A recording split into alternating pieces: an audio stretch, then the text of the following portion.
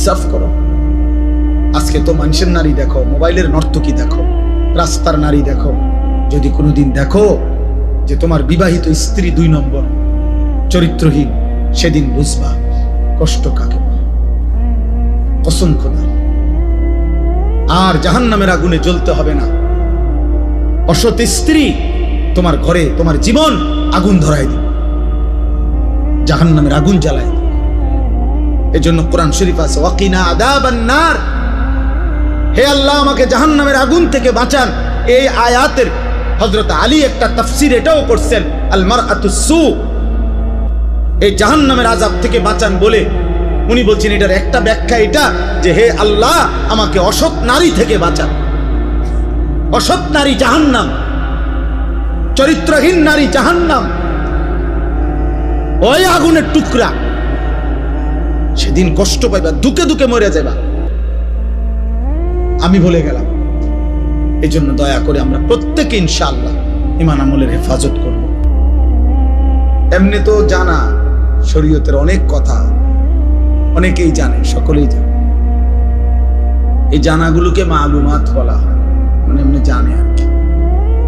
মনে করেন আজকে 10 বছর যে কোনোদিন 5 ওয়াক্ত নামাজ পড়ে নাই এমন কোন মুসলমানকে যদি জিজ্ঞেস করে যে ভাই বলেন তো নামাজ কয় ওয়াক্ত, তো ওই লোক কি বলবে 12 ওয়াক্ত। কয় ওয়াক্ত? তাহলে এই কথাটা তো সেও জানে। তাহলে এইটা তো জানায় শুধু, এটা এলেম না। এলেম তখনই এলেম হয় যখন তা আমলে পরিণত হয়। আজকে 30 বছর ধরে যে সুদ খায়, মনে করেন এই হারামখোরকে জিজ্ঞেস করে যে বলেন তো ভাই বাবা যে সুদ খাওয়া কি, তো উনি কি বলবেন? মুস্তাহাব। কি? তাহলে তো এটা তো হেও জানে, এটা তো সেও জানে।